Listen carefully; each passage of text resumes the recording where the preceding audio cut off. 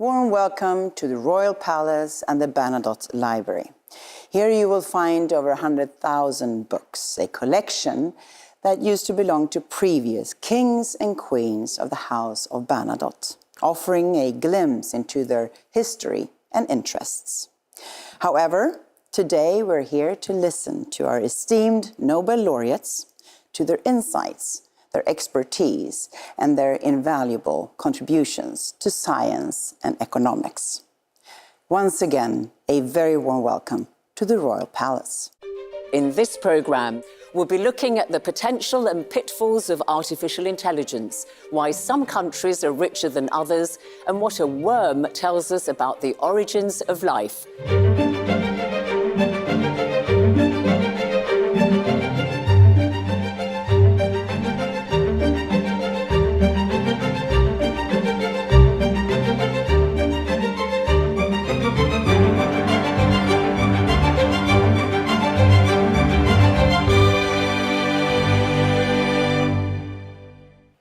Your Royal Highness, thank you for that very warm welcome to your palace here in Stockholm. And Nobel laureates, this is the first time that some of you have been brought together in discussion on television. And we're also joined by some of your family and friends, as well as students from here in Stockholm. Before we start, let's just give them a really big round of applause. Renewed congratulations to all of you.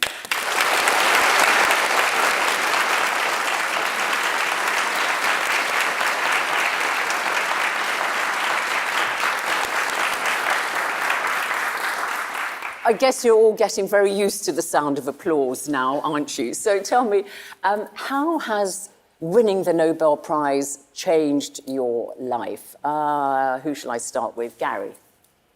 Well, the level of attention is something that's 1,000x what it ever was for other awards. It's just, the Nobel is it's a brand, and it's 120-something years of history to completely mesmerizing.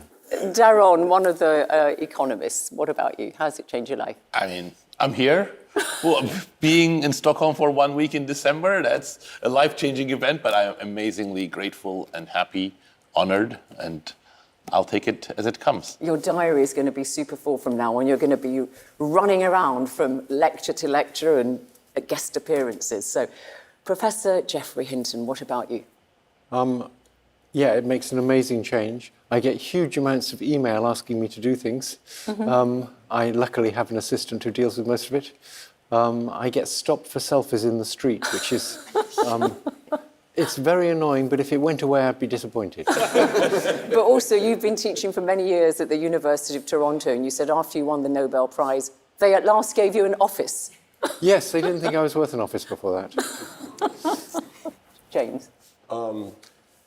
I've noticed that people take what I say much more seriously. I've always proceeded on the assumption that no one was ever actually listening to anything I said. So now I have to really choose my words carefully. Yeah. And does that extend to your family members as well? Do they listen to what you say now? I'd have to think about that one. David Baker. Well, actually, a highlight has really been this week, and having all my family and colleagues here. It's been a great celebration. And yeah, I've had to give up email, which has been positive, and I've learned to completely avoid selfies. So, but on the whole, it's been very exciting. And you don't travel light, do you? If I can put it that way. Just remind me, how many people have you come with to Stockholm? 185. I think that must be a record. I'm going to have to check, but I'm pretty sure that must be a record. Well, it's quite a party you're going to have. And Sir Demis Hassabis? Well, of course, it's been an honour of a lifetime, and to tell you the truth, it hasn't really sunk in yet. So maybe I'll do that over the Christmas holidays. But it's also, an amazing platform to talk about your subject more widely, and have to think about that responsibility in the coming years. OK, let's turn now to the awards that were made this year, and let's start with the Physics Prize. And here's a brief summary of the research behind that prize. This year's Physics Prize rewards research that laid the foundations for the development of AI, enabling machine learning with artificial neural networks. John Hopfield created a structure that can store and reconstruct information. Geoffrey Hinton built on his ideas and made it possible to create completely new content with the help of AI, so-called generative AI. This opens up numerous potential areas of use, for instance by providing techniques for calculating and predicting the properties of molecules and materials. Their research has also prompted extensive discussion of the ethics around how the technology is developed and used. So, Geoffrey Hinton, you actually wanted to find out how the human brain works. So, how does it work? We still don't know. We've made lots of efforts to figure out how the brain figures out how to change the strength of connections between two neurons. We've learned a lot from these big systems that we've built, which is if you could find any way to know whether you should increase or decrease the strength, and then you just did that for all of the connections, all 100 trillion connections, and you just kept doing that with lots of examples, slightly increasing or decreasing the strength, then you would get fantastic systems like GPT-4. These big chatbots learn thousands of times more than any one person. So they can compress all of human knowledge into only 1 trillion connections, and we have 100 trillion connections and none of us know much. But that's, but that's interesting. He says speak for yourself, but anyway, he does know a lot, actually. But Not compared with GPT-4. So you make it sound, though, as if this is the best computer and it's never been bettered. We don't quite know how it works. And yet you also say that artificial intelligence, artificial neural networks could outsmart humans. Oh, I think we've been bettered already. If you look at GPT-4, it knows much more than any one person. It's like a not very good expert at everything. So it's got much more knowledge in far fewer connections, and we've been bettered in that sense. Do you agree with that, Demis? Well, look, I think so. I mean, just going back to your initial question, originally with the field of AI, there was a lot of inspiration taken from architectures of the brain, including neural networks and an algorithm called reinforcement learning. Then we've gone into a kind of engineering phase now where we're scaling these systems up to massive size, all of these large foundation models or language models, and there's many leading models now. And I think we'll end up in the next phase where we'll start using these AI models to analyze our own brains and to help with neuroscience as one of the sciences that AI helps with. So actually, I think it's going to come sort of full circle. Neuroscience has sort of inspired modern AI, and then AI will come back and help us, I think, understand what's special about the brain. Will machine intelligence outsmart humans? I mean, what kind of time frame are you talking about? Are you saying it's already happened?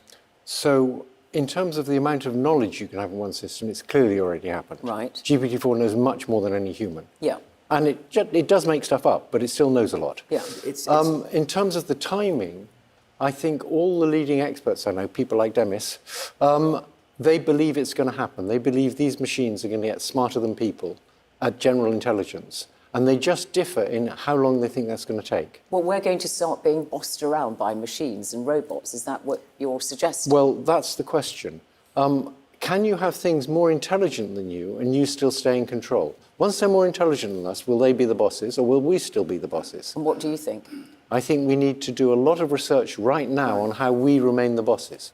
You didn't actually answer that question, Demis Hassabis. Do you think that machine intelligence could outwit us to the extent that actually they start ruling the roost? No, well, look, I think for now, so I disagree with Jeff on the fact that today's systems are still not that good. They're impressive. They can talk to us and other things. They have quite a lot of knowledge, but they're pretty weak at a lot of things. They're not very good at planning yet or reasoning or imagining and creativity, those kinds of things. But they are going to get better rapidly. So it depends now on how we design those systems and how we decide to sort of, as a society, deploy those systems and build those systems. All right, so we'll look at what we do about it. But gentlemen, this is a very big fundamental question. Gary, and then you. Yeah, I think you're overrating humans in this.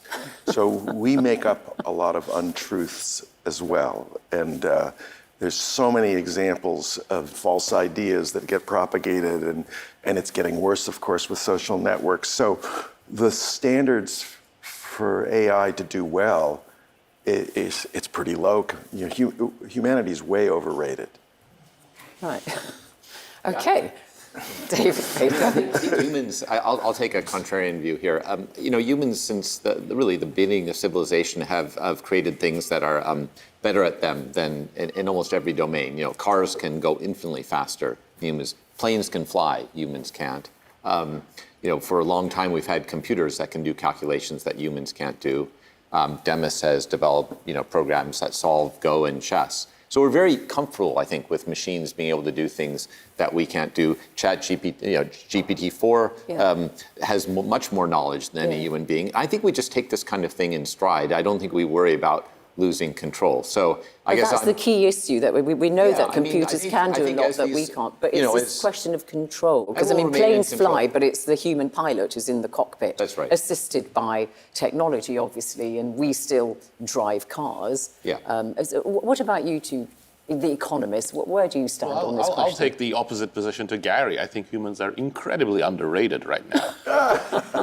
Human adaptability, fluidity, creativity, but also community. I think humans are just amazing social animals. We learn as collectives, and as collectives we are able to do a huge number of things in very quick succession. So I would worry about those people controlling AI before AI itself turning on us. Humankind's greatest enemy is humankind. The sort of Dr. Evils that we see in popular science fiction. Or Dr. Do-goods, who think they're doing good. I wouldn't put those past doing huge damage. Yeah, I would agree. As the tools get more powerful, I think the worry is not the machines themselves, but people using the tools, misinformation, autonomous military weapons, all kinds of things. Humans have a great track record of inventing things, that jeopardize the human race, such as nuclear weapons. Just think about how close we've been to obliterating the planet with the Cuban Missile Crisis, and so we've done it already. We can do it again in a different form, or with a different. So I guess I would like to ask Demis. I take the point of view. Everyone's saying yes, we need to regulate, but who has the incentive to do that? I don't. It's one thing to say that, but I suspect the politicians and the governments, they're just playing catch up, that the thing is moving faster than they can get their hands on. And who in the private sector, they just want to make money and get this stuff out there. And so where are the incentives to actually do something about that? Yeah, well, look, there is obviously the reason that many of us are working on AI is because we want to bring to bear all of the incredible benefits that can happen with AI in medicine, but also productivity and so on. But I agree with you, there is going to be a kind of coordination problem where I think there has to be some form of international cooperation on these issues. I think we've got a few years to get our act together on that, and I think leading researchers and leading labs in industry and academia need to come together to kind of demand that sort of cooperation as we get closer to artificial general intelligence and have more information about what that might look like. But I'm a big believer in human ingenuity. And as David says, we're unbelievably adaptive as a species. And, look at our modern technology we already use today that we sort of seamlessly, the younger generation just seamlessly adapts to and takes as a given.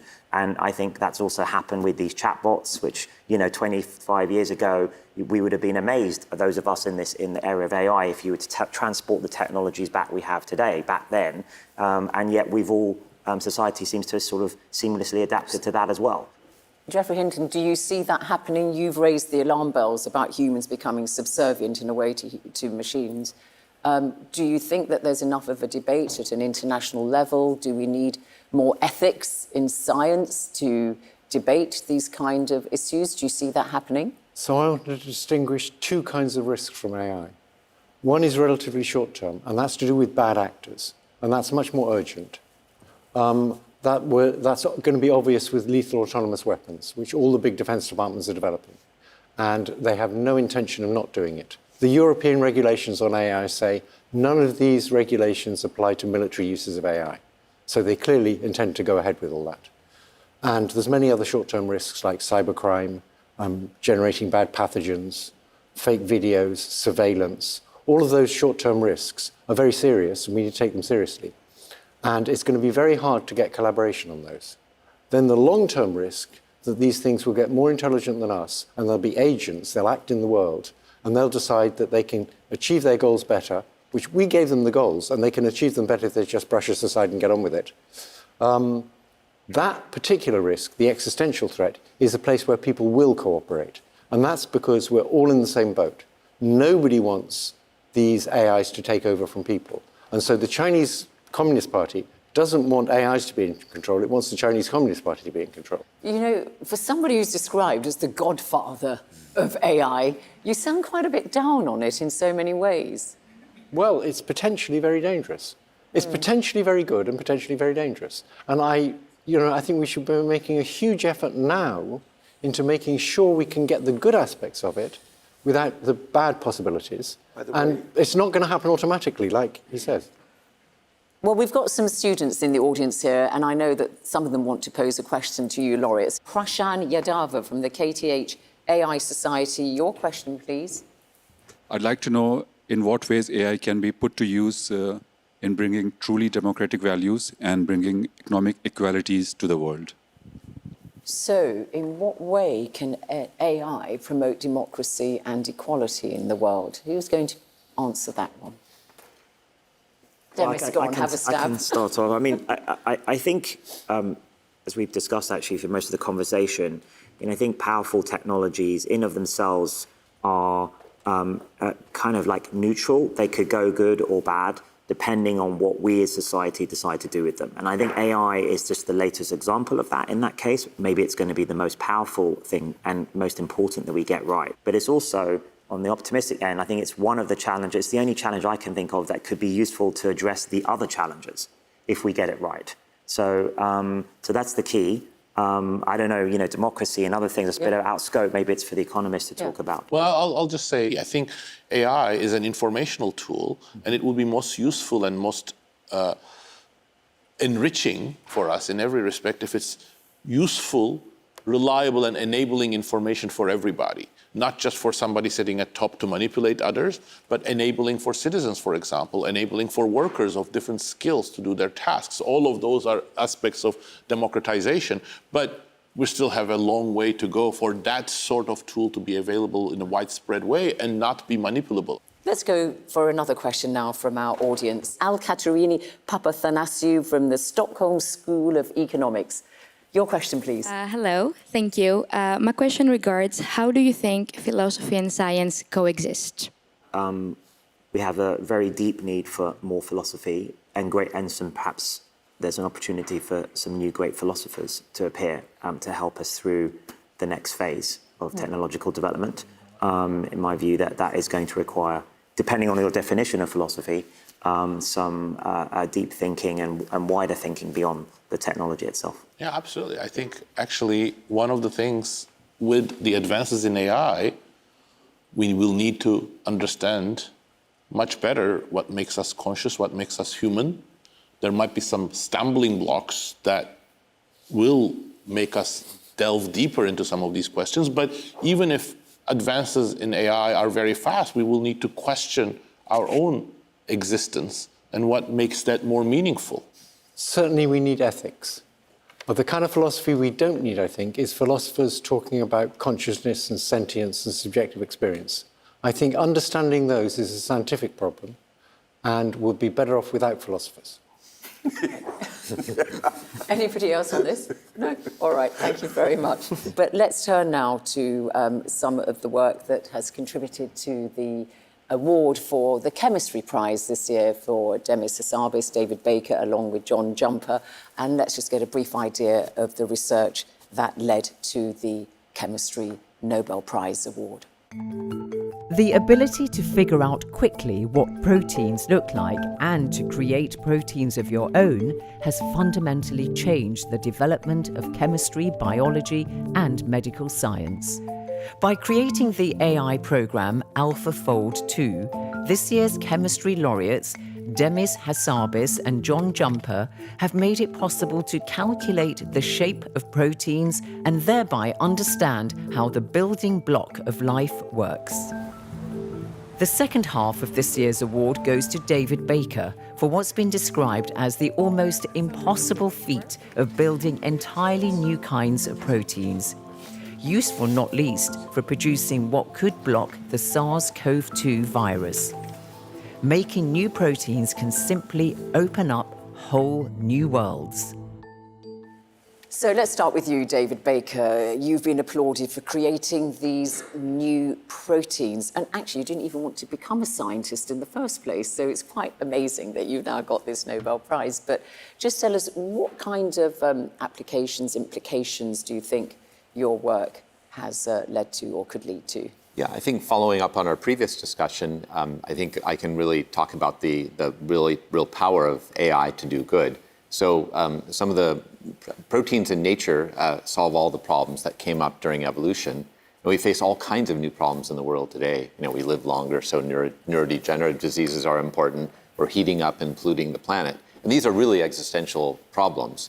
And now, you know, maybe with evolution, another 100 million years, proteins would evolve that would help address these. But with protein design, we can now design proteins to try and deal with these today. And so we're designing proteins, completely new proteins, to do things ranging from breaking down plastic that's been released into the environment to combating neurodegenerative disease and cancer.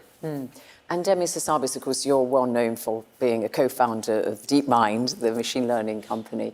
And I mean, you're a chess champion, you're a child prodigy, really, you know, making video games when you were only in your teens. So here you are, you've got a Nobel Prize under your belt as well. But you've already actually started using the research for which you were awarded the prize, along with John Jumper. That's right. So we are, with our own collaborations, we've been working with institutes like the Drugs for Neglected Diseases, part of the WHO, and indeed, because if you reduce the cost of understanding what these proteins do, you can go straight to drug design that can help with a lot of the diseases that affect the poorer countries of the world, where big pharma won't go because there isn't a return to be made. So, but in fact, it affects you know, a larger part of the world's population. So I think these technologies, actually going back to our earlier conversation, will help a lot of the poorer parts of the world by making the cost of discovery so much lower. You know, that it's within the scope then of NGOs and non-profits. Anybody else want to chip in on this? I mean, obviously, I think this is just an amazing opportunity for science. Anything we can use to improve the scientific process can have, not necessarily will have, can have great benefits. But that doesn't change some of the tenor of the earlier conversation.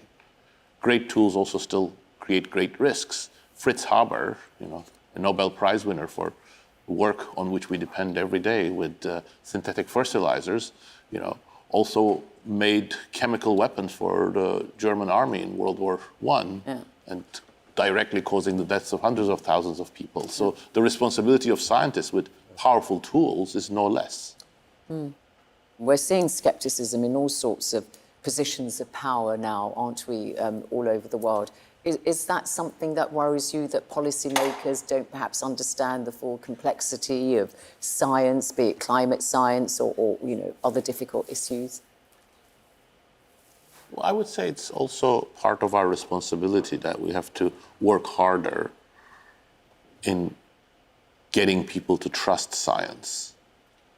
I think there is much greater skepticism about science, and I don't know, I don't think anybody knows exactly why, but it is part of the general polarization, but it's also probably the way that we are not properly communicating the uncertainties in science, the disagreements in science, what we are sure and what we are not sure. So I think we do have a lot more responsibilities in building the public's trust in the knowledge that's usable in order for that knowledge to be seamlessly applicable to good things. Demis, and then maybe Gary. Yeah, I think I agree with that, and I think in the realm of AI, I feel like one of the benefits of the sort of chatbot era is AI is much more than just chatbots. You know, it's scientific tools and other things, but it has brought it to the public's consciousness and also made governments more aware of it and sort of brought it out of the realm of science fiction. And I think that's good, because I think in the last couple of years I've seen a lot more convening of governments, civil society, academic institutes to discuss the broader issues beyond the technologies, which I totally agree with, by the way, including things like what new institutes do we need, how do we distribute the benefits of this widely. That's a societal problem. It's not a technological problem, and we need to have a broad debate about that. And we've started seeing that. We've had a couple of global safety summits about AI, one in the UK, one in South Korea, and next one's in France. And I think we need actually a higher intensity and more rapid discussion around those issues. Gary, do you want to come in here? Yeah, the engine of Western economies in terms of the revolution in the last 50 years has been technology and science and Silicon Valley and that sort of thing in terms of... And if you wanted to, if you're an enemy of the West, you want to destabilize that. And so I think this whole social network, I don't trust technology, I don't trust any of the enterprises, I don't think that's evolved naturally. I think that's been manipulated by bad agents. And we have to be aware of that. Which bad agents? I think it's Russia and Iran. I don't think it's stupid to say that.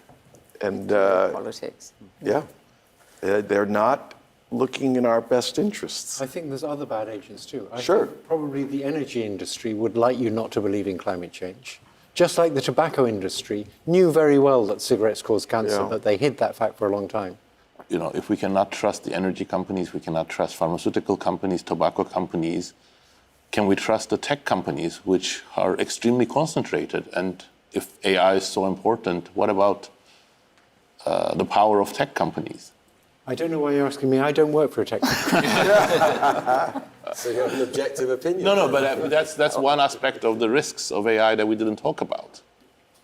Okay, well... But just to take a more positive point of view again, I mean, despite the skepticism about science, and certainly you don't have to look far in the US, it should be pointed out that it was the response to COVID with the mRNA vaccines was truly miraculous. Yes. It was a technology that really had not been proven at all, and in very little time, because it was this thing about having a common enemy and a threat. You know, we were able to mobilize very quickly, try something really completely new, and bring it to the point where it did a huge amount of good. So, there are reasons to be optimistic that were other threats to appear, that a lot of the silliness would sort of filter out, and the correct actions would be taken. And the skeptics died. Okay, well, on that positive note, let's just pause there for a moment and let's turn to the Economics Nobel Prize and let's see why the award was made this year. This year's prize in economics touches on historical injustices and cruelties, as well as current events too. The question of how economic development is connected to individual rights, equality, and decent political leaders. When large parts of the world were colonized by European powers, their approaches varied. Daron Acemoglu, Simon Johnson, and James Robinson have shown that prosperity rose in places where the colonial authorities built functioning social institutions rather than simply exploiting the locals and their resources. But no growth or improvements in lifestyle were created in societies where democracy and legal certainties were lacking. The laureate's research also helps us understand why this is the case and could contribute to reducing income gaps between nations. So, Daron, when you're both talking about the importance of democratic institutions, what kind of institutions are you talking about? The label that we, Simon, Jim, and I use is inclusive institutions, meaning institutions that distribute political power and economic power and opportunity broadly in society. And that requires certain political institutions that provide voice to people so that they can participate, their views are expressed, and also constraints on the exercise of that power. So you're just talking about really the checks and balances we see in, set down in constitutions like an independent legislature, a free judiciary, freedom of speech with, the media being able to operate as it wishes. Absolutely, but that's not enough, partly because what you write in a constitution is not going to get enforced unless there is a general empowerment of the people. So constitutions are sometimes changed just like shirts. And it doesn't mean anything unless it becomes enforced. But you have also seen countries prosper economically, which have been governed by fairly authoritarian governments, haven't you? I mean, often we talk about Lee Kuan Yew in Singapore or Mahathir Mohamad in Malaysia, for instance. Yeah, I think that's not the general pattern. I mean, so there are examples like that, of course, but for every example like that, there's far more examples of autocratic societies that have not flourished economically.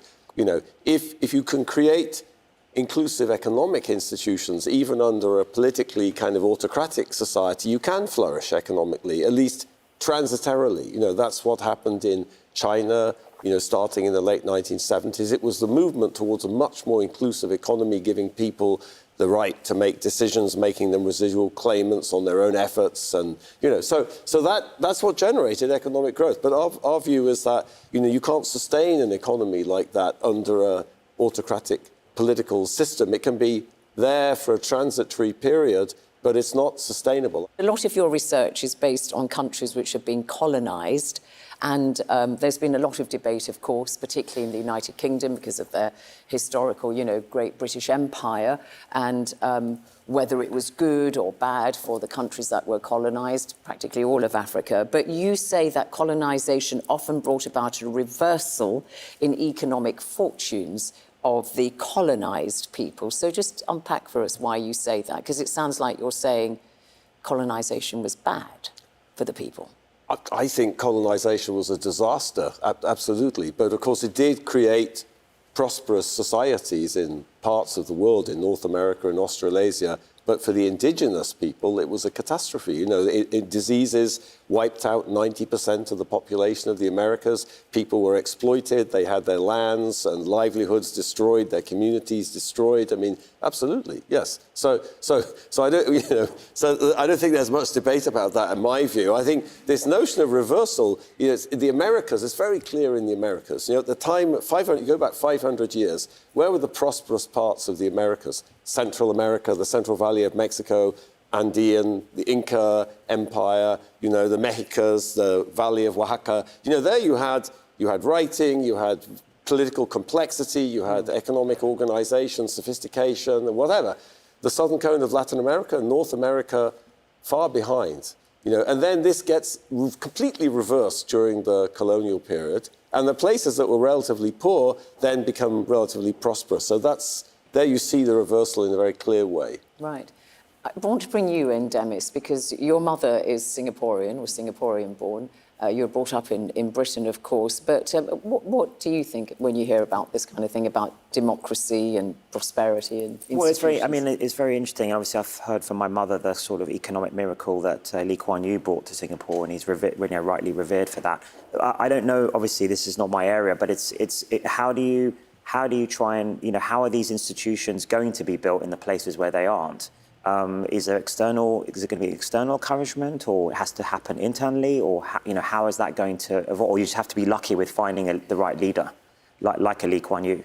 Yeah, I mean, I think, you know, the success stories they all come from within. People build the institutions in their own context. I mean, there are, you know, I think Lee Kuan Yew is a sort of fascinating person. He's not the only person in the world like that. You know, you had Seretse Khama in Botswana. You know, you have other kind of outstanding leaders. But I think, on average, you know, the evidence suggests autocratic regimes don't do as well as democratic ones. And sure, you know, people matter, individuals matter, having good leader matter. Where do you find Lee Kuan Yew? You know? That's what I was going to ask you. So then if it has to come from within, you know, so you're pointing out with your great work, like what the issues are, but how, other than wait for the right, you know, Mandela or Lee Kuan Yew to come along, which is very rare, as you say, what else can be done to, you know, encourage those institutions to be built? Yeah, but there's lots of institutions that are built without famous leaders. I think the track record of external imposition of institutions is not very good. There are a few cases where you can point to,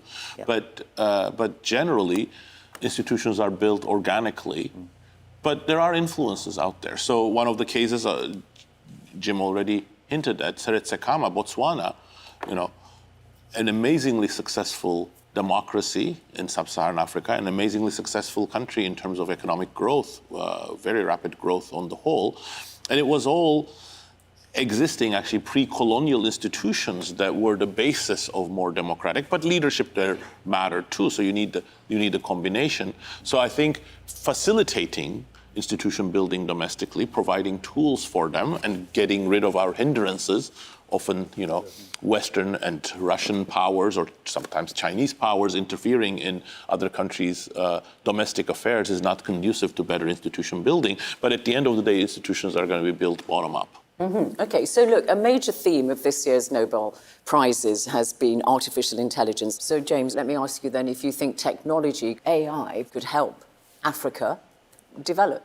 But Africa has not been benefiting from all this technology. Could it, I'm saying? It could, but to do that, many things have to change. Many things have to change. Institutions have to change. Politics has to change. People's trusts, all sorts of things have to change.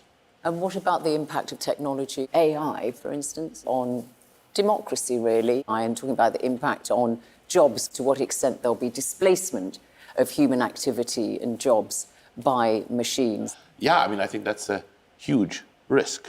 I believe that humans would have a very difficult time building their social systems and communities if they become majorly sidelined and they feel they don't have dignity or use or a way to contribute to the social good. From your perspective, there have been a lot of advances in technology over the last 100 years. Have any of them really caused massive displacement of jobs? Already, there's a lot of these technologies are out there, but have they reduced the number of jobs? Yeah, it has happened. It has happened. The early phase of the Industrial Revolution, where it was all about automation, there were huge displacements, huge wage losses. 1/3, people's wages within 20 years, in real terms, fell to, for some people, to 1/3 of what it was. That's just a tremendous Yes, but Darren, change. then in the end, it became better. So, It became better, but it's because technology changed. yes. So, in my view, there will be a lot of disruption, like these other, like the Industrial Revolution was. Also, and we're look, going to have to figure 90 out. years, it took 90 years. Yeah. I don't think that's what we want to put up with. Yeah. But there could be new classes of jobs. Yes, isn't that exactly. most That's likely happened. But those new classes of jobs, they're not automatic. So there are like two ways of thinking on this, beyond the artificial general intelligence. One is that you introduce these disruptive technologies and the system automatically adjusts. Nobody needs to do anything. No policymaker, no scientist, no technologist. The system will adjust. I think that just is contradicted by history. Yeah. The way that it works is that we all have to work in order to make things better, including technologists, so that we actually use the scientific knowledge to create new tasks, more capabilities for humans, rather than just sidelining them. But, we've seen you talk about the lessons of history, but we saw with the printing press revolution, people who were writing books were put out of business, but then lots of new jobs were created through publishing and so on. But look at the last 40 years, the US is an extreme case. Yeah. But roughly speaking, I'm exaggerating a little bit, but about half of the US population, those who don't have college degrees, have had almost no growth in their real incomes until about 2015, from 1980. So no new jobs of import were created for them. There were a lot of new jobs in the 1990s and 2000s, but they were all for people with postgraduate degrees and specialized knowledge. Okay. Jeffrey Hinton, do you think that this increase in productivity, essentially, that will come with automation and so on and so forth, is a good thing for society? Well, it ought to be, right? It's crazy. We're talking about having a huge increase in productivity. So there's going to be more goods and services for everybody. So everybody ought to be better off. But actually, it's going to be the other way around. And it's because we live in a capitalist society. And so what's going to happen is this huge increase in productivity is going to make much more money for the big companies and the rich. And it's going to increase the gap between the rich and the people who lose their jobs. And as soon as you increase that gap, you get fertile ground for fascism. And so it's very scary that we may be at a point where we're just making things worse and worse. And it's crazy because we're doing something that should help everybody. And obviously it will help in healthcare, it'll help in education.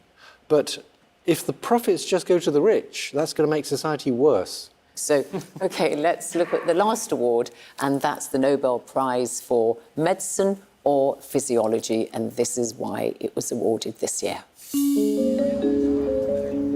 Our organs and tissues are made up of many varied types of cells. They all have identical genetic material, but different characteristics. This year's medicine laureates, Gary Rifkin and Victor Ambros, have shown how a new form of gene regulation, microRNA, is crucial in ensuring that the different cells of organisms, such as muscles or nerve cells, get the functions they need. It's already known that abnormal levels of microRNA increase the risk of cancer, but the laureates' research could lead to developing new diagnostics and treatments. For example, it could map how microRNA varies in different diseases, helping unlock prognoses for the development of diseases. So, Gary, your research was based on looking at mutant strains of the roundworm. Actually, it should have its own Nobel Prize, shouldn't it? It's featured so much in research that's led to Nobel Prizes. But just tell us, what does your work with roundworms tell us about genetic mutations in humans? Doing genetics is a form of doing what evolution has been doing for 4 billion years. Our planet is a genetic experiment that has been generating diverse life from primitive life over 4 billion years by inducing variation to give you the tree of life that goes, to bats and to plants and to bacteria. And we do that on one organism. And the reason it works so well is that evolution has evolved a way to generate diversity by mutating. That's what all around us, when you see a green tree, it's because photosynthesis was developed 2 billion years ago. The reason we can breathe oxygen is because photosynthesis evolved, and it wasn't there beforehand. And so what we're doing is that process, and that's why it works so well. So the reason the worm has gotten 4 Nobel Prizes is that and it's the worm that got it. So, we're just the operators. Should be here with us. Yes. Yeah, Right it's very Little tiny. chair. It's very tiny. It's 1 millimeter long. It has 959 cells. That's different from us, right? Not every one of our cells does not have a name. But every cell in a worm has a name. And that attracted a kind of cohort of people who like names. Names are important. And we were thinking about, we can learn a lot about how biology works by sort of following cells. What's their history? What do they become? How much do they talk to each other? But we figure it out by breaking it. But it's extraordinary that a human has about 20,000 genes, Yes. and a worm has 20,000 Yes, genes. that's why we really are too self-important. We're just not, humans are just not that great. We're fine. I'm happy to be a human. I don't want to be a worm. But, a bacteria has 4,000 genes. That's not very different from 20,000, I'm sorry. Right? And, people say, oh, geez, if you look for life on other planets, it's bacteria. How boring. You got it all wrong, folks. Bacteria are totally awesome. Yeah, but so what you're saying essentially is that mutations obviously can be bad because they can lead to all sorts of genetic illnesses and so on, but they're not always bad, and some are quite actually relatively insignificant, like you're colourblind, aren't you, for instance? I mean, that's a genetic mutation, isn't it? It is, and it's a debilitating mutation for me. In the days of black and white publishing, I was king. Things were fine. And then everything became color. I have to say, our little worm, I'll go to a seminar and people are presenting graphs with red and green, and I come out going, geez, that was just complete horse. What I didn't, and people said, oh, it was fantastic. You didn't see it. I wrote to Google Maps and said, you guys, you do traffic is red and green means things are fine. I can't see it. And you're losing 4% of the users, and it's the best 4%. Oh, well. But I mean, And you they actually did wanted not respond. you wanted to be an electrical engineer originally, didn't you? But Well, you yes, I found that did when- electronics as a Yeah. kid Yeah. because I loved electronics, and I built kits. I built a shortwave radio with a $39 kit made with vacuum tubes. This is before, transistors. But the resistors have a color code, right? And it tells you how many ohms it is, and that's how much resistance it has. And so I didn't know it. I didn't know I was colorblind at the time, so I put it together. And the test for how well you are, whether it's going to work, is you turn it on, and if it doesn't smoke, that's good. And my electronic assembly didn't pass the smoke test. So let's go for another question now from our audience. Jasmina Kochanovitz, what do you want to ask Professor Rafkin? Was microRNA an unexpected find, or was it a part of your hypothesis while conducting your research? Oh, there's no hypothesis on that. No. It was a complete surprise, and I love surprises. And really, that's the beauty of doing genetics, is that what comes out is what teaches you, right? You do a mutagenesis, you get an animal that looks like what you were looking for. Part of the search is saying, what am I going to look for? That's the art of it. How did your research, along with Victor Ambrose's, go down when you first published it in the early 1990s? It was in a little corner of biology, this worm. And there was a sense when you would deliver a paper to give a talk about it that, well, it's a worm, who cares, and it's a weird little animal. Until we discovered that it was in human genome and then many other genomes. And it's been embraced. And what was especially sort of empowering to it was it intersected with RNA interference, which is an antiviral response, and people really care now, of course, about antiviral responses. Of course. I mean, how did you all find doing your research? I mean, just listening to what Gary's saying, did you encounter setbacks? Can you define particular moments when your research really felt that you were on a winning streak? Did people discourage you from what you were doing? All of the above. Really? I mean, academia is really hard at some level. You work sometimes 3 years on a project, and then somebody anonymously destroys it. So that's very, very difficult to get used to. So I do a lot of coaching with my graduate students to get them ready for that. But on the other hand, I found academia to be quite open-minded as well. When Jim, Simon Johnson, and I, for example, started doing our work, I think there was not much of this sort in economics. And people could have said, no, this is not economics. And some people did. And people could have said, this is crazy. And some people did. But there were a lot of people who were open-minded, especially young researchers. They're hungry for new angles. So I found academia to be quite open-minded as well, but a tough place. Demis Hassabis, David, I think you've both said that research in proteins is kind of seen as, at the time, being on the lunatic fringe of science. I mean, how did you cope with that kind of perception that you were doing something that was a bit out there? Well, I think when we started trying to design proteins, everyone thought it was a crazy way to try and solve hard problems. The only proteins we knew at the time were the ones that came down through evolution, the ones in us and in all living things.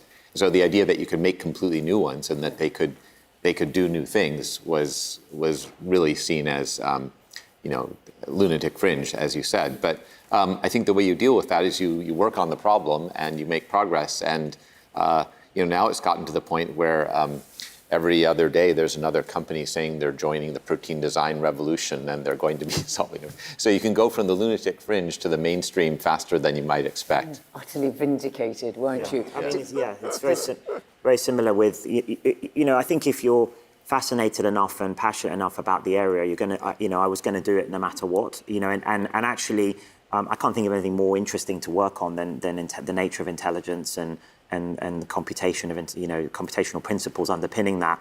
And when we started DeepMind in 2010, nobody was working on AI. pretty much. There was some, yes, except for very few people, very few The Godfather foresighted here, people yes.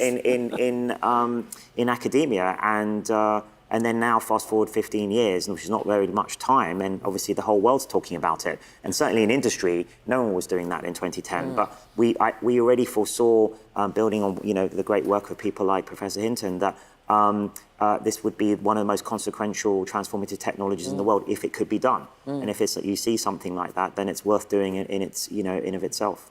I mean, you, Professor Hinton, along with your co-recipient of the Physics Nobel Prize, Professor John Hopfield, who is 91, a real pioneer in this field of technology also. I mean, does this, what you've just heard here, resonate with you, that work that at one stage was seen as being on the lunatic fringe, and then here you are, years later, vindicated? Yes. So, students would apply to my department to work with me, and other professors in my department would say, oh, if you work with Hinton, that's the end of your career. This stuff is rubbish. How did that make you feel? I mean, did you still... You were so sure? Luckily, at the time, I didn't know about it. Time, I think, for another question from our audience, and Manoj Dinakaran from the Karolinska Institute wants to ask this. What's your question? Thank you, laureates. Science is all about being motivated when things don't go the way we expect them to. So what kept you all motivated when things didn't go the way you expected in times of hardship and helped you adapt? Who'd like to pick it up? James. That's the best bit. When what you expected to happen doesn't happen, then you really learn. That's when you really learn something. I mean, so that's the best bit. It's really crushing for the first couple of days, and then you're like, now I learned something. It's like I didn't understand that. Right. There is ascertainment bias here because you have the people who've gotten winning hands in the poker game of life. You know. Right, well, gentlemen, thanks to all of you, and renewed congratulations on your Nobel Prizes. That's all from this year's Nobel Minds from the Royal Palace in Stockholm. It's been a privilege having this discussion with you. Thank you to their Royal Highnesses, the Crown Princess Victoria and Prince Daniel, for being with us. Of course, everybody else in the audience, and you also at home for watching. From me, Zainab Badawi, and the rest of the Nobel Minds team, goodbye.